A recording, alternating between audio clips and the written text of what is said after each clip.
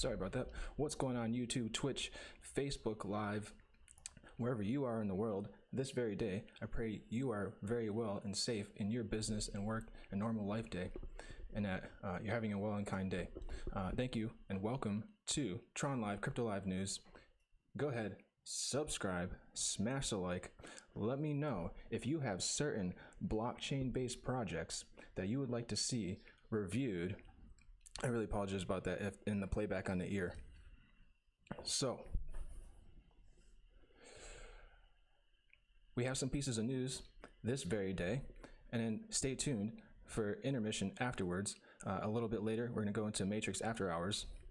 Let me know if you have certain projects that you'd like to see reviewed, and we can get in touch also with the developers and see about having them on TRON Live News, Crypto Live News, After Hours, on Dev Hour for interviews about the projects and the smart contracts at hand, or the technologies residing around blockchain technology and cryptocurrency. So let's go into the market cap. We have Bitcoin at $12,677.91, up 3.06%. Ethereum, $315, up 0.69%. Litecoin, $122.70, up 0.64%. EOS, $6.01, up 0.56%. Ripple, up 0.19% at 40 cents. Bitcoin Cash, up 1.10%, 420.07, and Tron down 0.68% at 3 cents. Yeah, 0.03372323. Ethereum Classic up 0.56 at $8.08. Monero 1.46% up at $102.01. Dash at 10th, top currency, cryptocurrency, 164.75 at 0.64% up. See our under trending.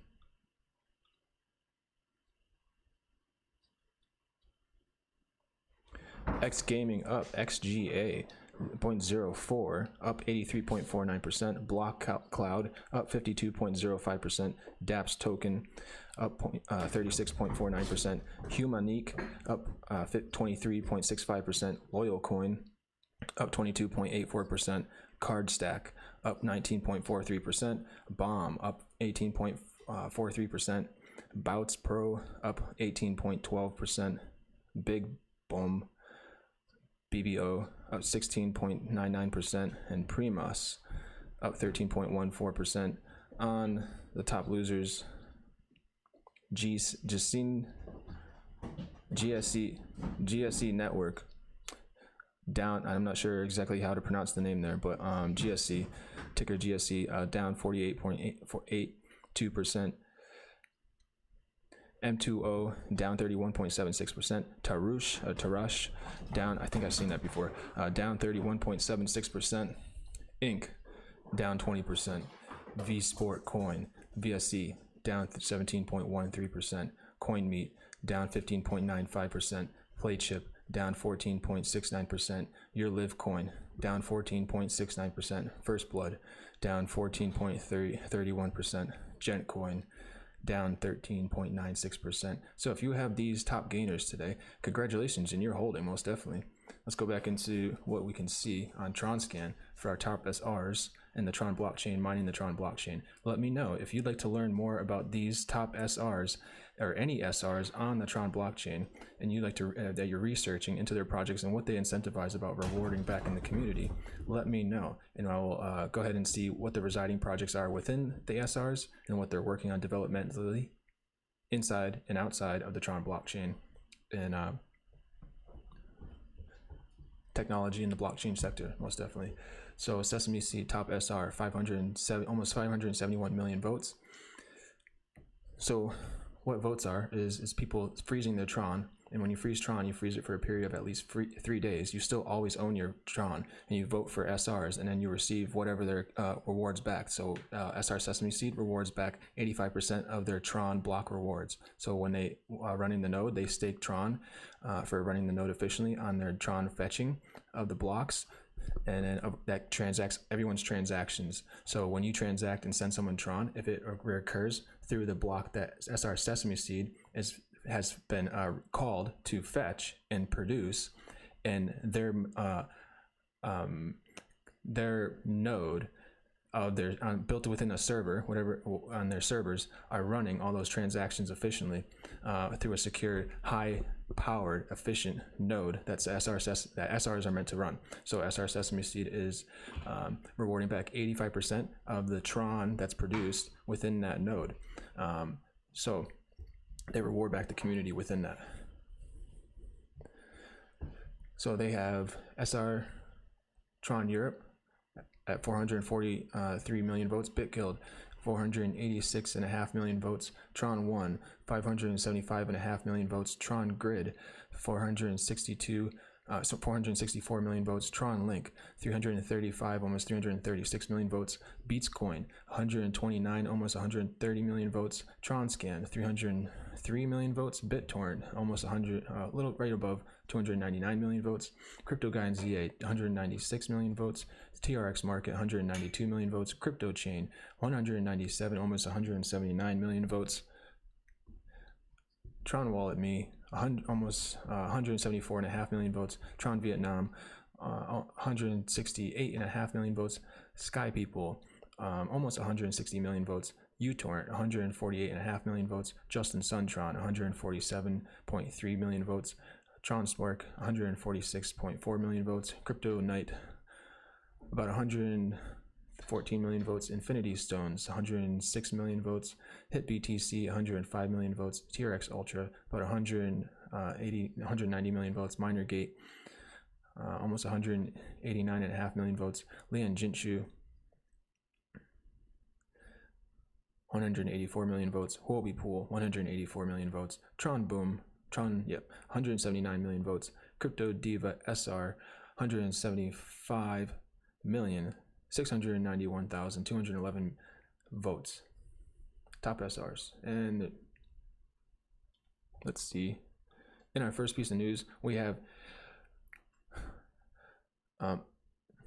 this site that is Justin Sun's response about a lot of people flagging and saying certain posts of people raiding or police raiding the Beijing offices of TRON.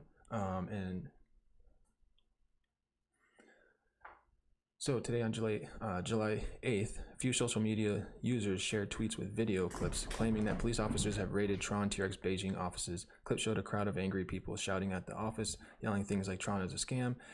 It wasn't the only clip shared on Twitter. However, many other Twitter users shared different clips of their own views. While few believe it was a police raid, on the other hand, few others managed to calm down angry users on social media, claiming it wasn't a police raid at all. Instead, police were protecting the TRON office from angry mobs who lost money in a fake TRX scheme. Not a raid at all. However, the police protecting TRON office turned out to be a piece of reliable news when TRON officially shared a blog post claiming that the law enforcement officers were invited to protect TRON's office. The blog explains that those circulated pictures and videos were actually captured at the Beijing Research and Development Center of Weibo Technology, which is a partner of TRON in mainland China. It further reads that pictures and videos circulating on the internet show scenes of the incident and the police response that reports. Dog is running through the house.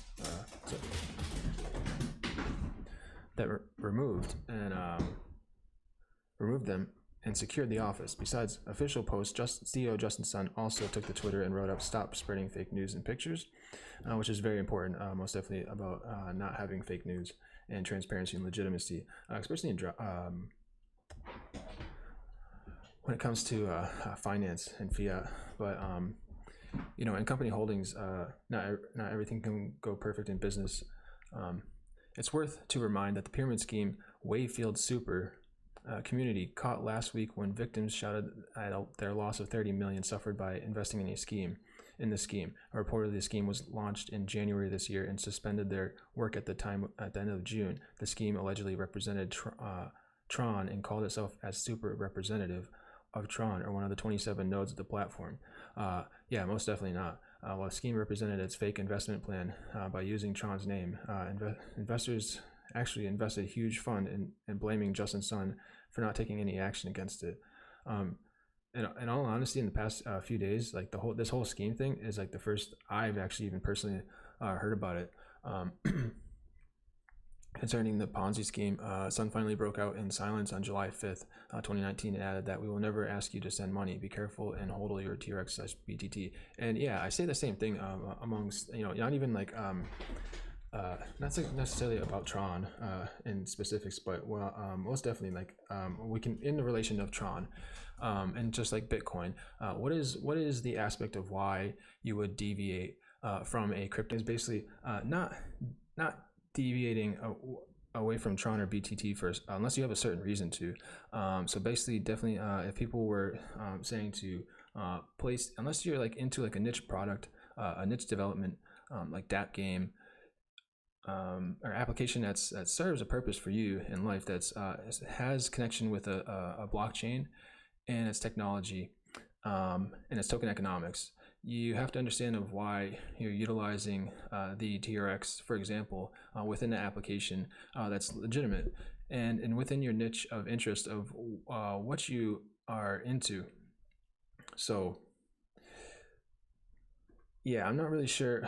I don't even know anything about what the Ponzi scheme was.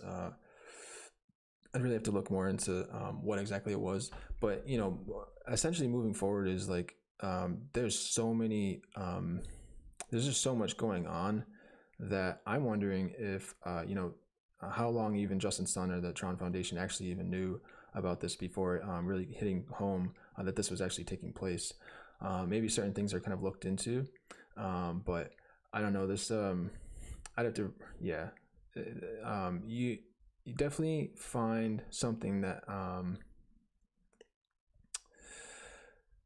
that is kind of even only really promoted from the blockchain itself. So when you have something that Tron blockchain puts out there, for example, Dragon Castle from SR Sky People, they have certain applications that they've already built, partnerships within corporate business, and that's a DApp game that can be utilized, and certain other also software based, decentralized based, cloud computed based, and even with the new BitTorrent speed, the BitTorrent file protocol system, which is scaling from an interplanetary file protocol system of our file sharing datas that brings efficiency to the blockchain and a massive faster scaling of our file sharing, with the incentive of bringing the financial incentive within ecosystem of corporate sector for companies who wish to utilize, for example, BitTorrent speed in business for their kind of server file sharings, and with an incentive of if it fits within that business sector of your niche of having a BitTorrent file protocol system, scaling things for eventually like CDN and the sort. So through BitTorrent company, for example, that is a protocol of why you have a cryptocurrency, why you have a blockchain piece like BitTorrent as utility, and you're using it within that own product within itself. And then certain aspects of applications are integrating the ability of BitTorrent within it, and then especially ones that Tron, like I said, place out there that are to participate in. That's from official sources like Justin Sun Twitter, Tron Foundation Twitter, that can be verified, and watching sorts of news channels like this for informationally. So that's what I have to say about kind of like what happens and why not to deviate too far from your Tron before following and researching into what the Tron Foundation has within itself that is applying out in applications. Blockchain used to improve, so I have this blockchain used to improve organic cotton traceability. And then right after that, we have the MakerDAO news. So Infinite Chains is a one-year-old business started at Silicon Valley. Per Parth Patil and Rajesh Chaudhary, I don't know, I apologize if I don't pronounce that correctly on the last name, or the names, but who both have backgrounds in technology, working with Yahoo and various other tech startups. So one sold his business, Chowdhury sold his business to Google and is based in the USA, but the blockchain development is done in India, where Patil now resides. Headquartered in the Bay Area of San Francisco, Infinity Chains benefits from intellectual property protections in the USA. There is access to many brands, and they say it is a good place to raise further capital if needed. However, the company's starting capital of $2.4 million came from an Indian pharma investor and philanthropist, which funded one of its first projects to look at drugs counterfeiting in Uganda, following products from factory to pharmacy. Since then, the business has worked on an organic cotton pilot study with Patiba Syntex in a bid to trace product from farm to garment and from garment to farm using its credible software tool. Since then, it's been a question of developing new technology features, putting them into daily use to test the complexities, such as managing the product ins and outs by correcting volumes of waste/loss in production, said Parth. Software is being built to allow the acquisition of cotton to be recorded and for the correct payments to be made.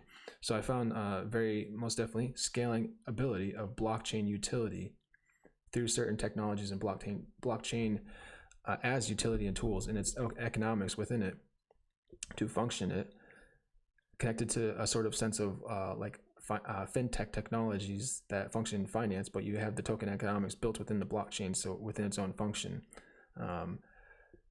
So 1 million loans are being minted on the MakerDAO. More may be on the way. So from CoinDesk, huge loans are being originated on the Ethereum blockchain as we speak. Today, the fifth largest loan position in the MakerDAO system minted 1 million new DAI tokens. The transaction fee on the $996,216 USD dollar value loan was a mere 73 cents.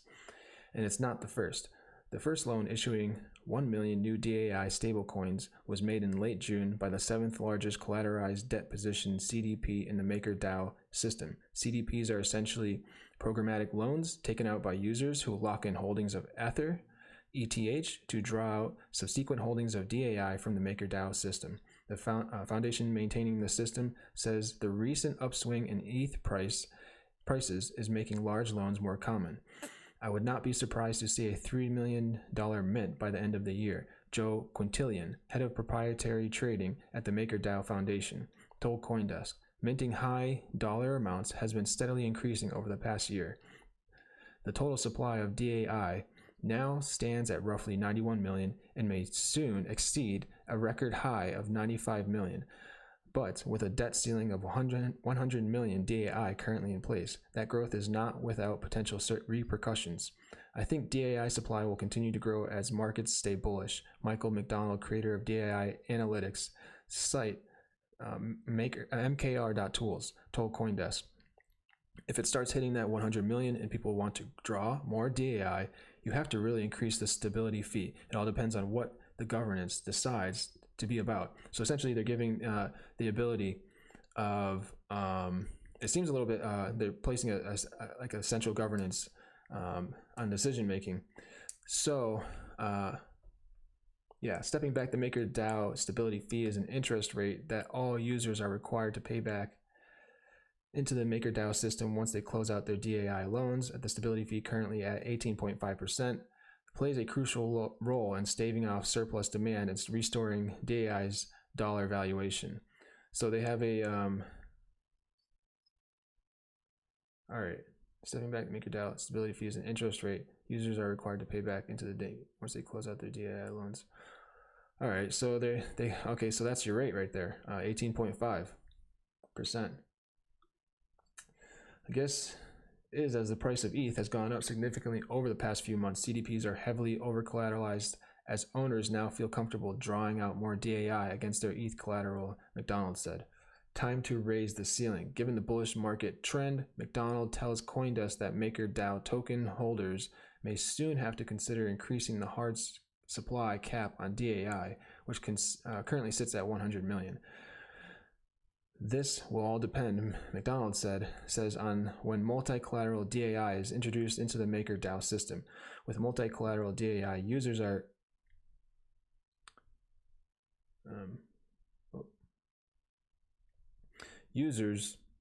able to mint new DAI tokens by locking holdings of alternate cryptocurrencies beyond just ETH.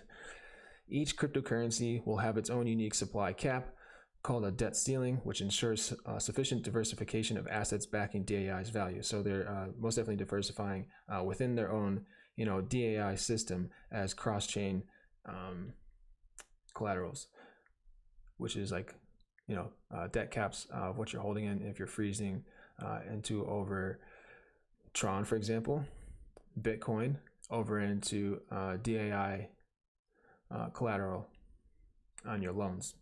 It depends on how far along multi-collateral DAI is, said McDonald. If multi-collateral DAI is not going to launch until Q4 of this year, then I'd be all for raising the debt ceiling to allow for some amount of growth in the meantime. But ultimately, this decision, like the ones to increase the stability fee, are in the hands of the voters of the MakerDAO system who hold MKR governance tokens. All right, so there's stakers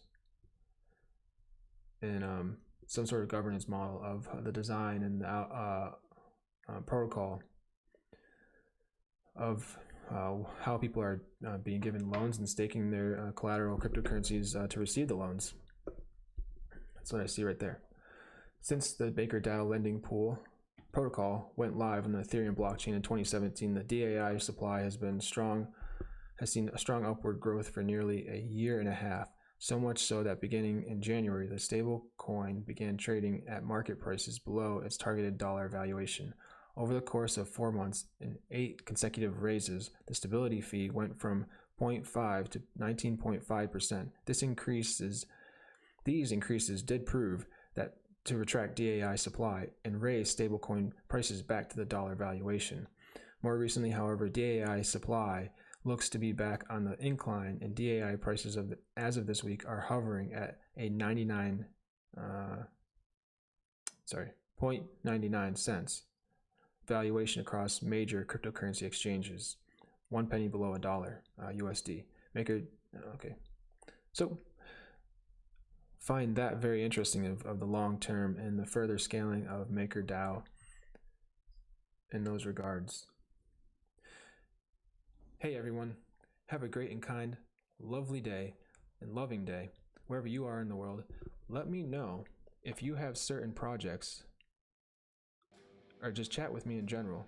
If you have certain questions about blockchain technology, and also stay tuned for the recaps on Twitter if you'd like to rewatch and share, and as well as subscribe, smash the like, and stay tuned for Matrix After Hours, where we explore Dev Hour, DApp blockchain games, and basic more gaming as well throughout the night. So, and decentralized based interviews, Dev Tech Hour interviews, and kind of just a relaxing, good, kind sharing time of space. As one race, the human race, God bless your kind hearts wherever you are in the world. Have a great and kind, safe, awesome day. Cheers, cheers. Onomashigas. I will see you back tomorrow on TRON Live News.